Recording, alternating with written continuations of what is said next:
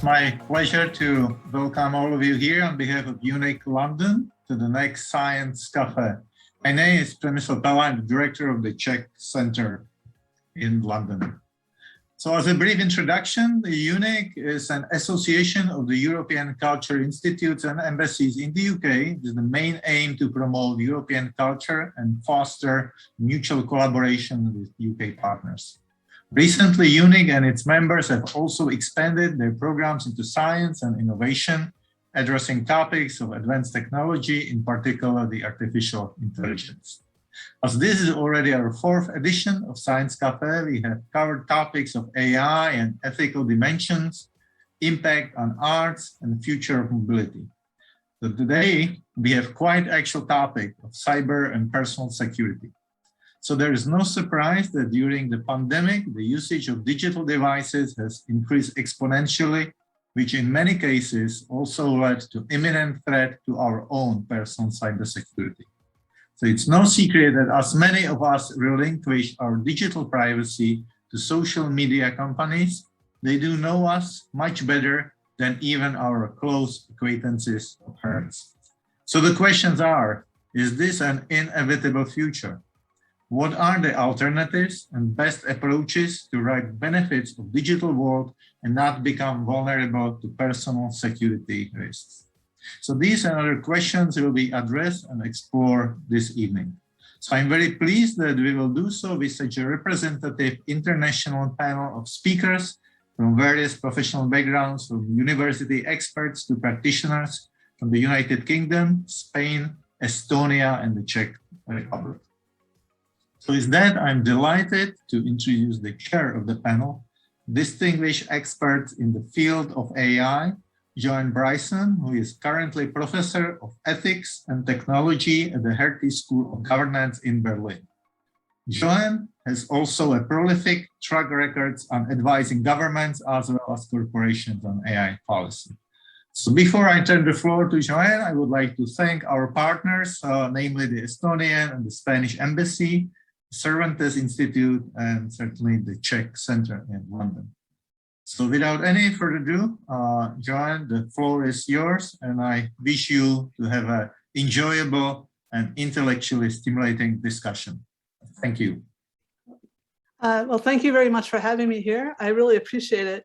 I'm actually an expert in artificial intelligence, and I don't mean by that the kind of artificial intelligence where I'm seeking one magic algorithm that will solve all the problems. Rather, my PhD was actually in the systems engineering of AI and the use of AI within systems engineering.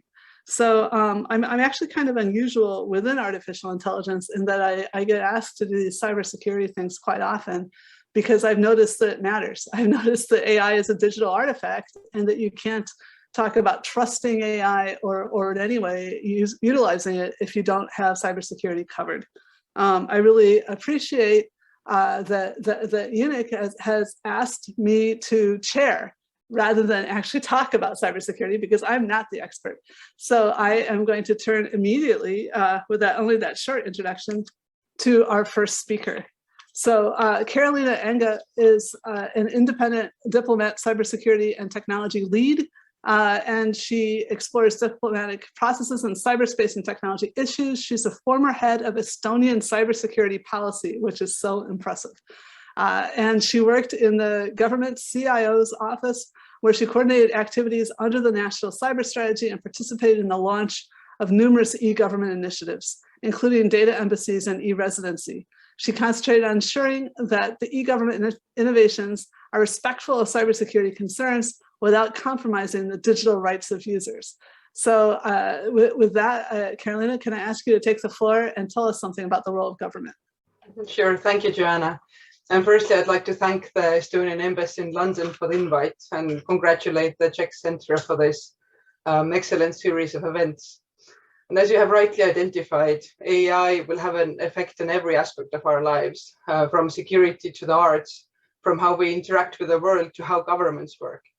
And conversations like these are very timely to discuss how we can make the most of these opportunities while keeping our people and societies at large safe. And while AI has potential to enhance economic development and help solve some of the most pressing issues of our time, we are also seeing that AI can be applied to most pre-existing forms of state repression, from surveillance to censorship. And as the former US ambassador to the Human Rights Council, Eileen Donahoe, remarked recently, AI-enabled tools provide authoritarian states with the capacity to scale their repression and scan for content they don't like and suppress any views they don't like. And she said that beyond violating privacy and civil liberties, these systems have the potential to destroy, in large parts, human agency and human dignity if put to use by these repressive regimes. And while authoritarian governments have grasped the potential of AI for repression and control, us in countries with democratic governments have almost been caught off guard by this.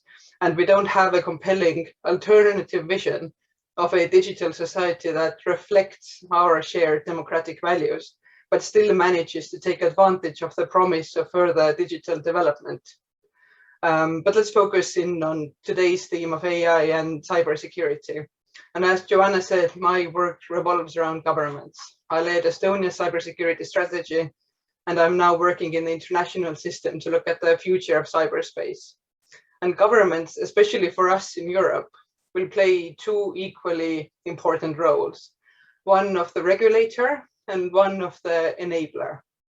And as a regulator, governments have to set the rules on how we can use certain technologies, what is acceptable and what isn't, and how we can protect the free and open internet. But as an enabler, on the other hand, it has to create an ecosystem where the private sector can develop services and technologies to make us economically competitive while ensuring our rights as citizens. And on top of that, we shouldn't forget that often it is our own governments that are the first line of defense from many cyber attacks. We know how much data our governments hold on us, and we need them to keep it safe for us. And as governments are developing tools using technologies powered by AI, we need governments to be deploying technology that counters that. So we need governments to be innovating just as fast as the private sector and just as fast as the cyber criminals out there. But like it's often the case, it's easier for many of us to say what we don't want from the future instead of setting a positive vision of where we want to go. And as a result, governments often find it a lot easier to regulate rather than to enable. But those sort of two roles the governments play have to be in balance. And so when it comes to cybersecurity, and to be fair, development in almost any sector, the most important thing is to build resilient systems. This does not only apply in the technical layer, but the policy one as well. And technology will always develop faster than any government's ability to regulate it. And only through community engagement and principled, value-driven leadership can we create frameworks where technology can thrive, but resiliency is retained. And to do this, systems need to be nimble and capable of responding to external threats in a way that does not cause an existential threat to the entire system if it is to be challenged. And I can certainly say that this is a principle we try to implement when developing e-governance in Estonia. And as arguably the most digitally advanced country in the world, our citizens have always expected that the government takes advantage of the most advanced technology out there. And this also means top cryptographic protocols, the best threat detection, a constant preparedness for advanced cyber attacks.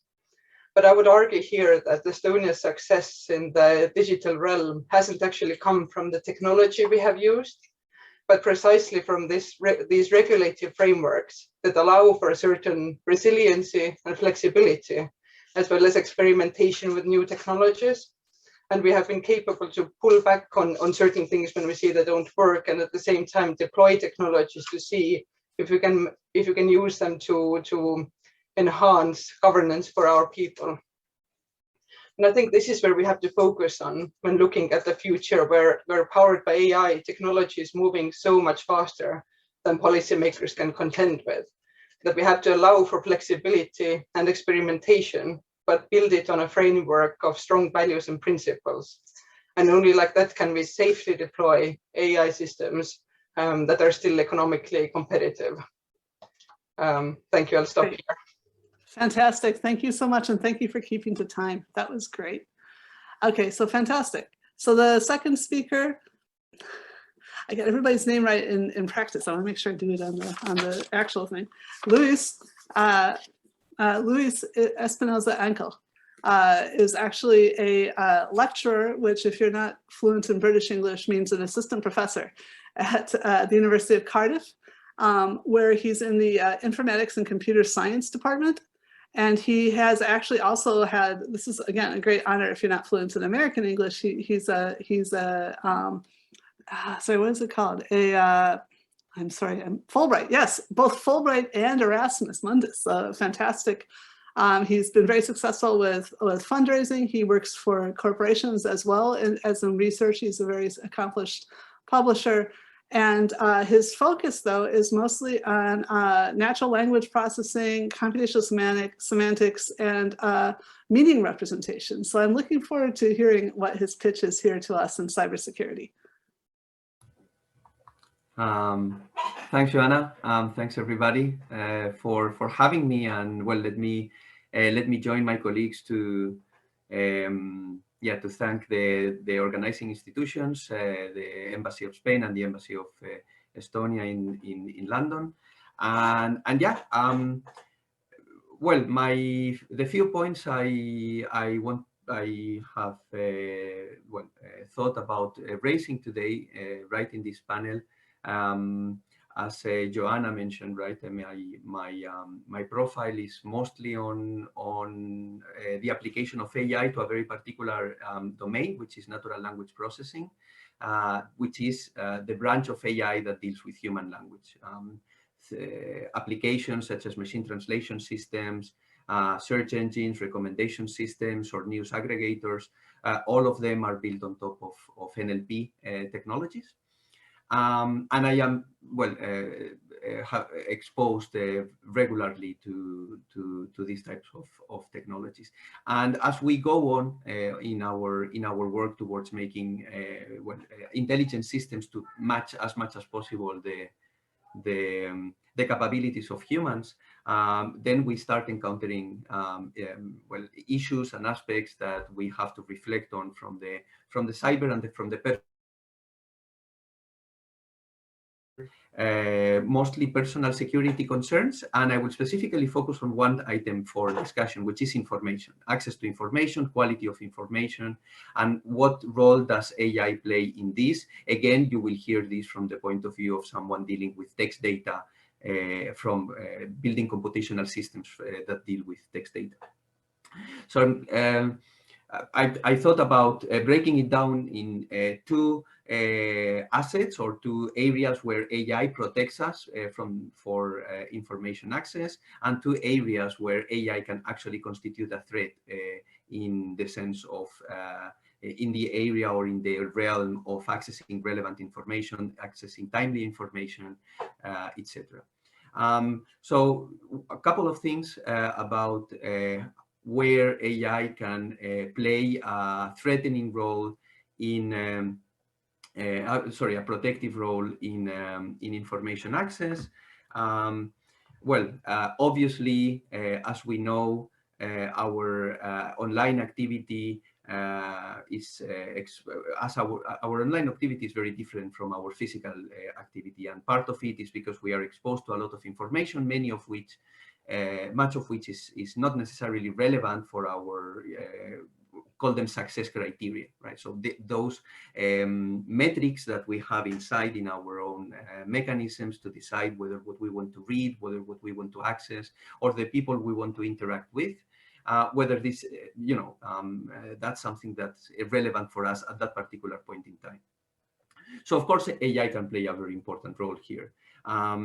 From filtering out offensive content in social media, helping us scanning the web for true information as opposed to untrue or partially true or unverified information, and making sure that what we access runs through these automatic filters. and even making our experience in social media more vivid, more lively, and more human by identifying bots and automatic systems, which they flood in many cases social networks. And I will say a couple of things about this on the other side of from the other side of the spectrum. It's also important to consider this second point. I believe is very important in terms of how can we leverage, how can we exploit our artificial intelligence technologies when it comes to information from the point of view of simply enabling information access. We are in a context where we have had a lot of dependency to relevant, good, faithful, and technically accurate information to basically survive. And it is not now it is not unusual to think of extreme cases like, for example, a global pandemic. Making sure that we are able to access effective communication from authorities, or that preventive measures and technical information is provided in a timely manner. That's always not easy, especially not for communities that fall outside communities that speak the major languages or that live in developed countries. Again, because of my clearly biased point of view, I wanted to highlight a very valuable contribution to this from a lot of NGOs and organizations that actually work for fostering multilingual communication in emergency situations. Of course, the COVID pandemic is the one that will always come to mind, but there were also a lot of success cases in making sure that migrants have access to relevant and useful information. So here, AI plays an important role, and in fact, it is a research area in itself, developing multilingual technologies for information access in emergency situations. This being said, on the other hand, we have a couple of points that I just want to mention very briefly, so that we can also look at the bright side, or at the dark side of AI when it comes to information access. Of course, online censorship. So this is something that, of course, will definitely come again. So I will not spend too much time on it. I just want to quote the co-founder of Fast AI, which is one of the great best-known organizations in artificial intelligence. Quote, "We have the technology to totally fill Twitter, email, and the web up with reasonable sounding, context-appropriate prose, which would drown out all other speech and be impossible to filter." So as you can see, this is very different from the notion of censorship that we had pre-internet era, right? And the mechanisms also to get to address this are, of course, different, and this is where the challenge lies, because it's not a clear-cut thing to do. And as I mentioned, the final bit is the generation of untrue and harmful content, fake news, bots that flood social media, or conspiracy theories, which in fact happen to be content that recommender systems reward a lot, because typically there's a lot of rewarding compulsive behaviors from large technological companies, because this is the type of user that hyper engages with social content, and in fact creates more revenue for them. So I'm going to leave it here, and yeah, I'm looking forward to hopefully heated up discussion. Again, thank you for staying in time. I didn't even unmute myself yet, so that's great. Since we're now coming to the final speaker, I wanted to remind people that there will be a Q&A section. At this rate, I think we'll have about 10 minutes of discussion between the experts, and then you guys get to ask questions. But unfortunately, you have to ask them through me. You have to trust me to read your stuff. And speaking of reading stuff, our next speaker is the only one it's really hard to Google. So like, I guess he is concerned with cybersecurity. Jiří Berger, I know what you work on. You're working on, ransomware and things, but the only reason I know your background is because of the bio you provided us with, which is actually not that different from mine in that it's computer science, but also natural science and also music. Anyway, he is an officially appointed forensic expert in cybersecurity and the area of computer and communication technology. He serves as an expert assessor to the Court of Justice. I assume that's the European Court of Justice. And at the same time, he is an entrepreneur, founder, and investor of innovative and creative projects with strong, successful track record. So I would ask you now to speak, and the floor is yours. Thank you very much, Joanna, for introduction, and thank organizers for invitation to this great event to speak here. So at the beginning, let me ask the question. If you cross the most busy intersection in London, do you follow the rules and wait for the green light, or do you go straight even when the red light on pedestrian traffic light is on? Of course, you are waiting for the green, and it is not only because you follow the rules, but also because you are crossing under the red lights is dangerous. And in the real world, we all work in this way. And it seems normal to us. It's nothing special. If we behave this way in the virtual world, more than half of cybercrime incidents will disappear. And what is most important, behavior in the virtual world must be taken as seriously as the real world, because it is the dangerous areas in the virtual world are very similar to our common living. And often all you have to do is think about what you are doing. It is the main rule. How the most attacks works. They are basically trivial. An email will arrive from an unknown sender, and the email appears to come from a trusted sender. But even with the simple verification, you can find that the address does not belong to this trusted sender. So if you will be a little bit careful, you will be more than 50% successful when you are avoiding cyber attacks.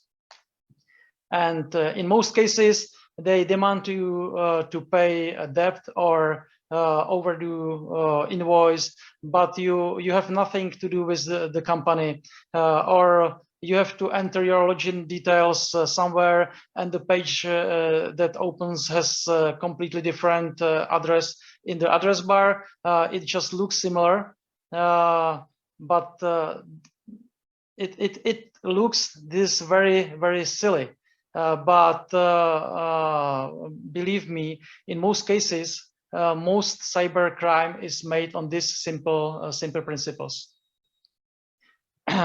Believe me that it's much more easy to try to send spam to tens of thousands or even hundreds of thousands email addresses and wait for someone to click than to break into complex corporate or banking system. If we were more careful, even the hackers would not have enough motivation to use these simple attacks. And for more complex attacks, most of them do not have sufficient technical knowledge. So it is question of thinking and to avoiding the most simple tricks to make yourself safe from cybercrime.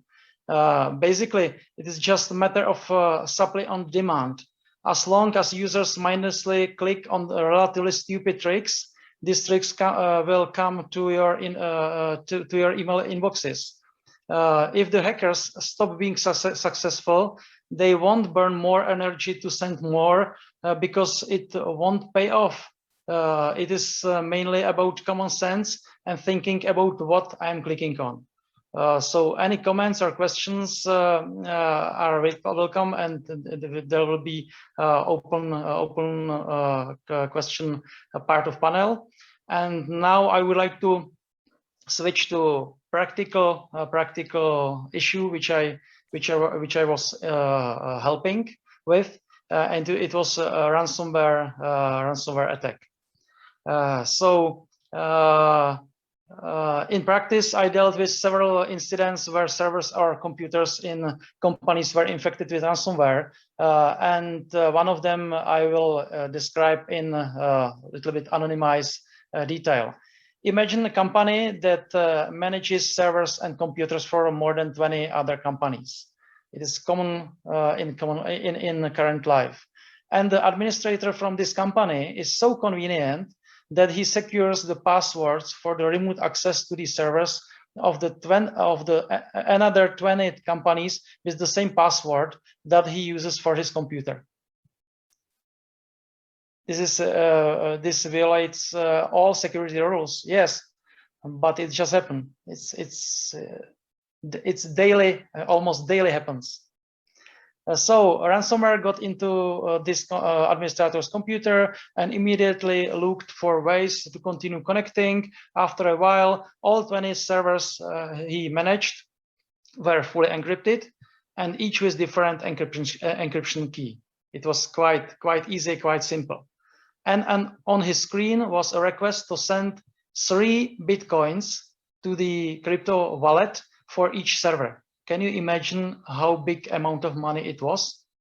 Yes, you hear right, 3 Bitcoins for each server. One of the affected companies contacted me and gave me the sample of data.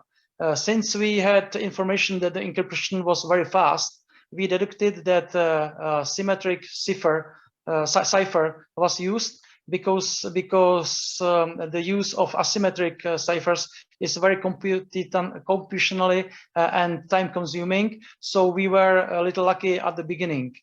So then we started looking for the encryption key, and after a few hours we found it, and at the same time we understood the principle of the attack, and we were ready to help other 19 companies. But we asked for access to the server to verify that we could decrypt the other data as well. And when we logged in there, we found out that there was a developer logged in who had development tools installed there and was trying to compile an application that would decrypt the encrypted data. We subsequently learned from the administrator that he had paid 3 Bitcoins and received the decryption application, which didn't work. So he contacted the attackers, the hackers, again, and they found out that the decryption application does not work on 64-bit Windows, and that they promised to compile it directly on the server where the data is. It's true. So the administrator gave them access to the data server. Really, I couldn't believe because the hackers got the money and access to the server in a few hours, and still it didn't help because they had a bug in the encryption program that made it impossible to decrypt files larger than 4 gigabytes. So all smaller files were decrypted by both our application and the application that was eventually supplied by hackers. But other data was lost due to programming error. So even Thanks, Jiří, for this case study. That's really interesting, and I'm glad that you've been able to help some of the people. But I think we should move on to the discussion part, if that's okay. Okay. All right. So again, I haven't seen any questions yet, so maybe I will come back and hear some more stories from Jiří later. But but I will give you the panel. I have a couple of questions, and if you don't like my questions, you can ask each other questions. But my questions are, I'm going to do one at really the drilling down at the local level about you know, human dignity, as was mentioned earlier, and censorship. But also personal security. So one of the things that's really horrified me in the domain of privacy and cybersecurity is the extent to which people are marketing tracking tools, supposedly so you can find your phone, but with a full knowledge that they're mostly used for basically abuse, domestic abuse, for tracking usually women, but not always, and controlling their lives. So I was wondering, do any of you have any, you know, like on this kind of critical levels of human dignity? Do you have any comments about what people can do about this? I mean, because this does seem like a regulatory problem too. How could these companies be allowed to use this dual use technology this way? I'm happy to kick off. I think it's a real issue, and one thing, you know, my work with Independent Diplomat now, we are seeing, because we work with many marginalized communities across the world, and we are seeing that quite often when we, for example, help female representatives from those countries speak for their communities that they come from, the amount of online abuse and harassment and that comes their way is of a magnitude that's horrifying to anyone who cares about, you know, human dignity as such. But the sort of tracking apps specifically are a huge problem. And but I, you know, with any sort of technological issue like this, I would definitely verge on the side that sort of we need to find solutions to this within sort of that. This isn't a tech issue. This is an issue of people being abusive, of tracking people, of following them. This isn't a tech issue. This is a people issue, and that we need to find solutions to them. But you know, outside of tech solutionism, there isn't a tech solution to that issue. People will find issues or find ways to be horrible to each other and use whatever medium is available to them. So I would sort of, from my sort of experience, you know, we need to stay away from seeing these things as too much of a tech issue and focus on the human aspect of it and treat it as sort of the crime that it would be no matter what medium was being used. That's great. Any other comments from the others? I actually have.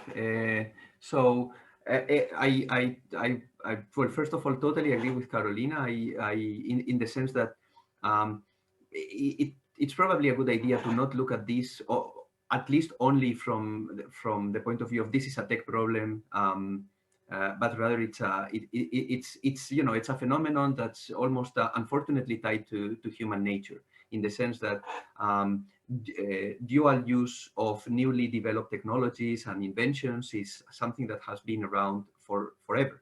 I attended a talk a couple of years ago, back in the day when we attended talks, and the speaker actually gave the speaker was giving the presentation was about ethics in natural language processing, and that had a strong ramification in personal security. And the example he gave was the electric light, which was invented, I took my notes, it was invented in 1879. 1879, right? The first London streets were lit in 1881, so that's 2 years later. And the first man was executed to be executed with the electric chair was in 1890, only 9 years after the first London streets were lit. And you know, you can imagine that that's not something that the people behind you know, the deployment of electricity at a large scale, that's probably not a use case that they had in mind. And to be honest, it's unlikely that tracking devices and the misuse of tracking devices or tracking technologies that, you know, those misuses are in the mind of the developers, the scientists, the research engineers that are taking that deploying that into the real world. So then another issue that comes into place is recourse, and that's where those of you who are more engaging more with governments and accountability probably have a lot more to say. But I like this idea of, from the point of view of data science and machine learning, this chain of responsibility, right? So when there's something going on, when an application, when a technology is used in an improper way, who is ultimately responsible for this? And are there regulations, for example, to impose a chain of responsibility to everybody involved in the development of that technology? And to what extent, for example, is the data scientist responsible for that? Because personally, I believe that this would be something that would, if well implemented, would probably prevent many problems going forward. Okay, that's great. I'm going to shift the question now, since I've still got 2 minutes left, and my next question overlaps one of the questions. So people are starting to send me questions, and we have 3 already, so I'll try to be quick here.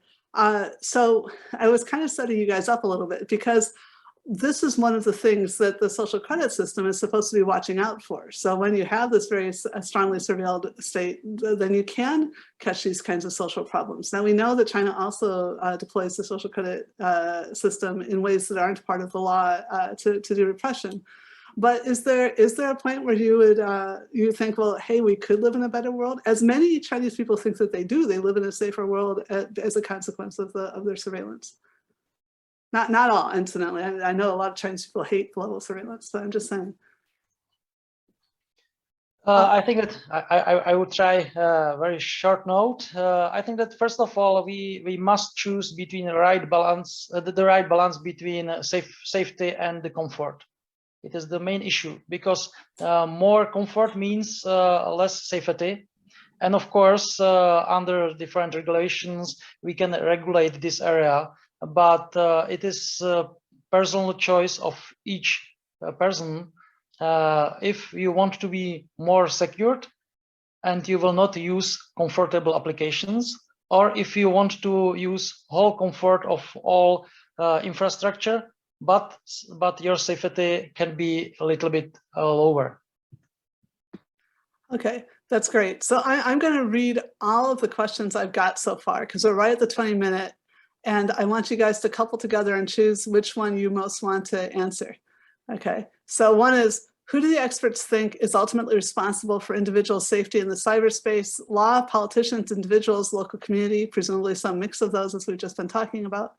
Loved the story about, that was from, sorry, Ava Turner. And from Andre Marcianek, loved the story about letting hackers to go on the server. However, to the subject, there are now many security companies using AI to detect the presence of hackers, actors' presence on the network. However, from the human is still the weakest link in the chain. There's a great service there you can find if you have an email address. And you know, and he talks about I have been pwned. And then we have a question from Premilos Pella. What are speakers' thoughts on censorship of social media and information dissemination? And yeah, that kind of goes hand in hand with the repressing unpolite stuff that was mentioned earlier by Louise. And then Oscar Kelly says, I work in managing the tech and security of a large church. Over the last year, we've been forced to meet over Zoom for many reasons. As you can imagine, looking after online safety and security of a whole congregation can be tricky. Do you have advice for us? And yeah, maybe I'll stop there, because there's another one, but it came in late and I've already given you guys a lot to remember. So if you could each kind of try to pick one maybe and answer, but of course, I'm not going to stop you from in fact, I think we should be able to get 2 rounds. Do you want to go in the same order or reverse order for a change? Or poor Louise, I'll have Louise go first. Yeah, I got excited about the censorship question, number 3. Yeah, so I mean, this is I think it well, timely and very appropriate. It also gives a little bit of opportunity to elaborate more on the topic. So, you know, my personal issue, and I think something that's you know, floating in the community that's developing AI technologies that are based on language, is I should probably give a little bit of context of where we stand at the moment. So you probably, you may have seen in journals and newspapers that there are big tech companies pushing the boundaries of conversational AI models and artificial intelligence systems that are able to generate text very faithfully, which looks very much like human text, great syntax, appropriate grammar, semantically correct, but often they aren't able, well, first of all, to follow a conversation in the same way that we do, and they fail dramatically to reason even at a very shallow level for space, time, environment. So this is something that we're very far away from solving. But it is actually possible to generate text that looks good enough to look like a Reddit post or a tweet or a LinkedIn profile. You may have seen issues with deep fakes as well, right? Generating faces that for people that doesn't exist. So the issue with overflow of information is actually an issue that generates a sort of censorship, which is very far away from, having a governmental figure that's putting the thumb on dissidents or on uncomfortable information, because this can be actually diluted away in different ways, ways that are very much more difficult to trace back. This is really interesting, but you also mentioned it in your talk. I think the question is also about, I think we all have had the experience, well, I don't know, I have, of posting something to Facebook that was interpreted as spam or offensive, and you really cannot figure it out. I'm an AI expert. I'm like, what is the problem with this post? Right. And actually, it's really funny. You can see like the left and the right of some of the groups I'm in, where they're saying, well, there's one thing we all agree with: we don't like to not be able to post stuff, and with the randomness. Yeah. But anyway, I think I shouldn't have pushed that right back to you, because we were trying to get around the rest of the group too. But, of course, feel free to move around. Yeah. Okay. Does anyone else want to say anything about any of the other questions, or do you need me to remind you of them? I think I'll group together Eva Turner's question about who is responsible for every person's security, and Oscar's question around what advice I would give to somebody who manages the security in a large organization. Because I think this sort of really, is a question that in the Estonian government we discuss a lot. We have a very advanced e-society, but this also means that we face threats like no other government out there. We are offering services, and we need to be exceptionally secure to offer e-voting to our people. We need to be very sure that we know what we're doing is correct. And sort of the sort of guiding thought behind our national approach has been that everyone has their own role to play. So as citizens, us as sort of regular human beings, users of social media, users of government services, we have our own responsibilities to our own devices, for example, that we keep them malware free, we have an updated antivirus. This is what we do on the human level. But then sort of in our work roles, in our sort of community roles, we play sort of different, we have to take responsibility for what we do. So in a workplace, there are certain things that we can do, and that every employer has a duty to help their staff navigate cybersecurity issues. As sort of a government, we have a certain duty to our people that we do what is right. But when we are in educational institutions, we need to make sure that people leaving education know the basics of cybersecurity, and they know how it applies to what they are doing. And so this sort of mixture of roles and shared responsibility, and all of this together is the only way to actually achieve any sort of cybersecurity going forward, is that if everyone knows their role and knows what they can do. So it's a level of education and awareness that has to come with it. Yeah. Great. Jiří, do you have any? Yeah. There was one question about or note about AI that detects hackers. So I think that AI that detects hacker attacks is certainly a good technology, But if I will go back to my the first part of my speech, even AI won't help if people make stupid mistakes, simplify their work, and break security rules. So I understand that technology is great and technology can help, but in most cases, I think the responsibility is on the humans who implement and who use these technologies. Even it is email or special technology which detects hackers on the servers. Okay, great. All right, so well, I only have one more question, but it's really interesting, and I'm going to try to précis it a little bit. The question's from Maya. So how can we find the balance between empowering individuals to do their most, such as using different passwords and taking caution when someone asks about their data, and cybersecurity?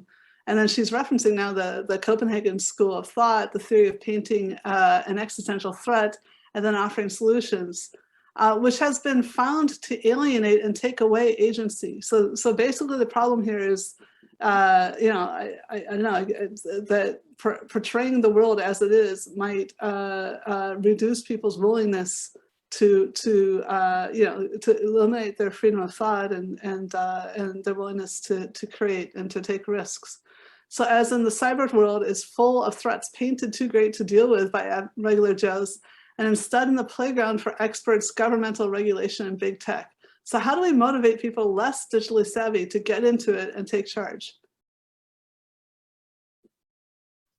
It's a great question, and I think if I remember my time at university well and sort of the teachings of the Copenhagen school, I think with sort of as it was many other security domains, particularly on this, we need to go through a process of desecuritization. That it becomes less of a sort of, that people feel less of this sort of existential threat around this issue, but it's just part of your daily life, just as, you know, gum disease can kill you, but you will brush your teeth and you will not panic about it. And sort of basic cybersecurity is just the same. It's sort of your basic hygiene that you need to adapt to as you go through your daily life, and sort of, you know, the trust that everyone is doing their own part and playing their own role. And then this is sort of, and governments need to earn that trust. We need to be stepping up our game and actually doing what our citizens expect us to do. But I think it's sort of most of the sort of, when it comes to password management and sort of keeping their devices clean, it almost has to become a normal part of life. And I think it does have to go through a desecuritization process to achieve that. Anybody else? So I'll ask another question, because I had another question in reserve if we had managed to have 20 minutes. And you guys can decide whether you'd rather answer that or go back to one of these other questions or ask each other a question. Okay, so my question was, you know, sometimes, especially when I was sitting in Vienna in like 2009, I really wondered if we were already in some major cyber war and just nobody was telling us. You know, sometimes everything was throttled. And I know that sometimes that's just random and that somebody's just released, you know, like Apple has a new upgrade or something. But do you think there's any chance that there's been a militarization of cyberspace and that might actually reduce the level of sort of ballistic conflict? Or do you think that that's like overly utopian thinking? Do you have any sort of grand theory of international relations and cybersecurity?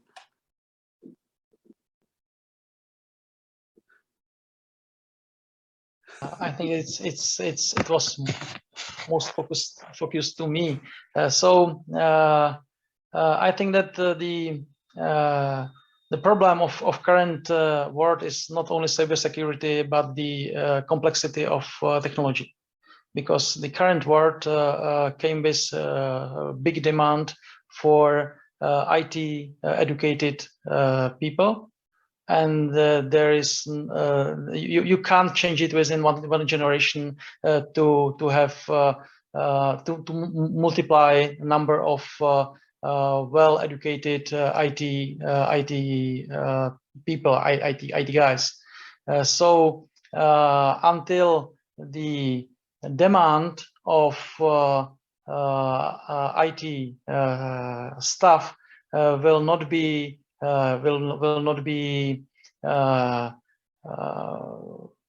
filled by well-educated IT people, there is still space for any risk, any threats in the cybersecurity, but in common IT, because sometimes we feel it like a cyber attack, maybe on the international cyber attack, but still it is based on small mistakes and incidents which were combined in a very complex world.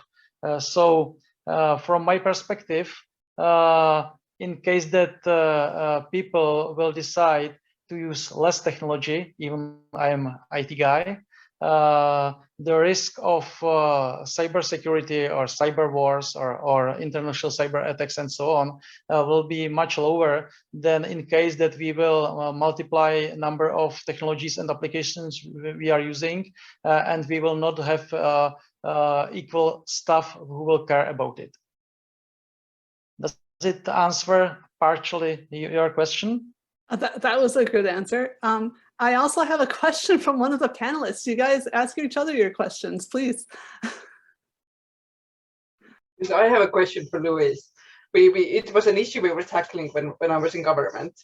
And Estonian is a very small language. There's only 1 million speakers.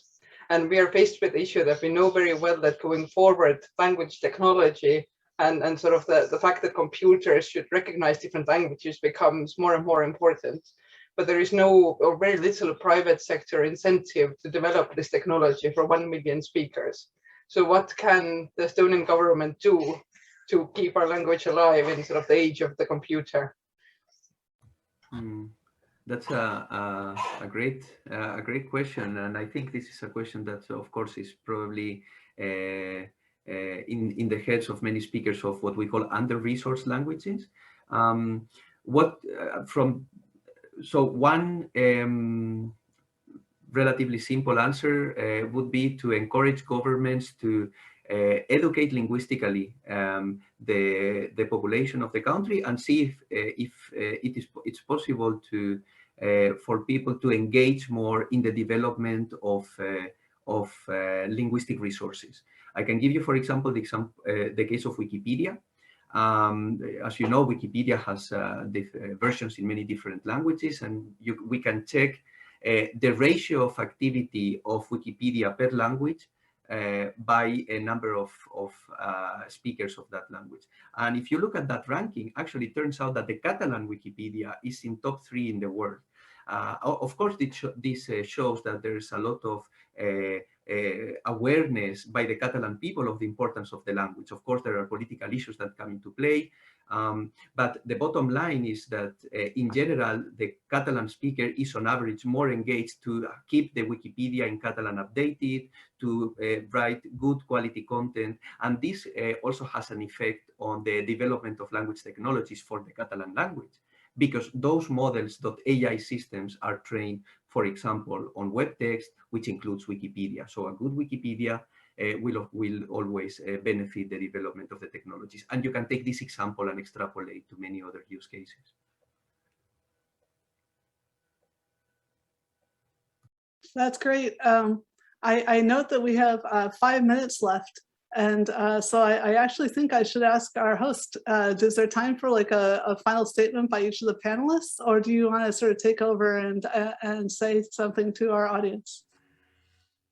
I think that's perfect. We can keep, if there's some last question from the audience, or there are some comments from our speakers, that's fine. As wrapping up the discussion would be great. There is one late question that's just popped up. Do you see any change of trends in cyberspace over the last 12 to 18 months during the pandemic, lockdowns, etc.?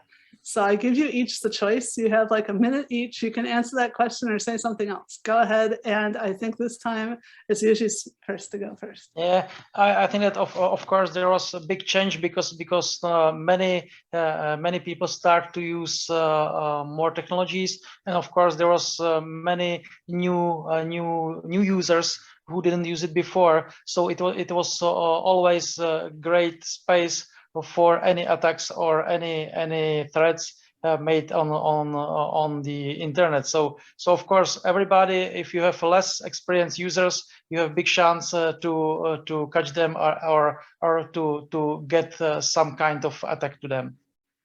Okay, and Louise, do you have anything you want to say? Also in parting?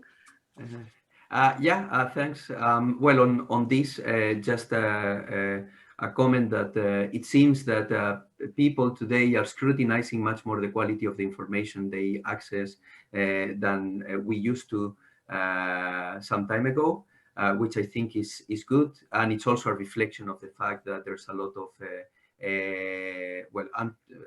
untrue information floating around. So it's a matter of education and reflection on the importance of quality information in online media. Okay, great. And I will give Karoliina the last sentence before I thank our hosts. Thank you. I think there's certainly sort of a lot of attacks now trickling through from the work domain to people's personal lives. But I think sort of a very important change is that we are now seeing more children online. They were interacting with sort of cyberspace in a completely different way to what we are used to, with sort of their schooling switching to online, them suddenly being exposed to a completely different kind of way of going about their life. And I think that was perhaps one of the biggest changes over the last 18 months when it comes to the internet. That might make us safer, actually, because they're smart. Anyway, but no, that's a huge concern. I hadn't thought about that so much, not being a parent. Okay, well, I need to thank Petra, Pavel, and Pella. So I guess Czechs, all their names all start with P. and I'll hand over again to Pella. Yeah, great. Well, let me just wrap it up, saying it's such a vast and interesting topic. I'm sure we can continue discussing it for quite a while. I think in the real world, not the virtual world, we would now break for a glass of wine or beer and continue our chatting. So unfortunately, please grab the glass at home or beer, your preference would be. But let me just conclude by really thanking to our distinguished panelists, Karoliina, Jiří, and Louise. And of course, I would really like to thank Joanna. I hope you enjoyed the chairing the panel. As you mentioned, you didn't have that many opportunities, but it was perfect. You kept us on track in terms of the time and the topic. So thank you very, very much. And also thank you to all of you who dialed in today to join us for the discussion. And the last, I would like to invite you for the 5th edition of the AI Science Café, which will take place on October 21st. And the topic would be AI and its impact on theater and the relation with the performing arts. So we have something to look forward to as well. Cool. So thank you again. Have a wonderful evening and I hope to see you in London in person. Thank you, everybody. Yeah, thanks everyone. Thank you. you. Bye.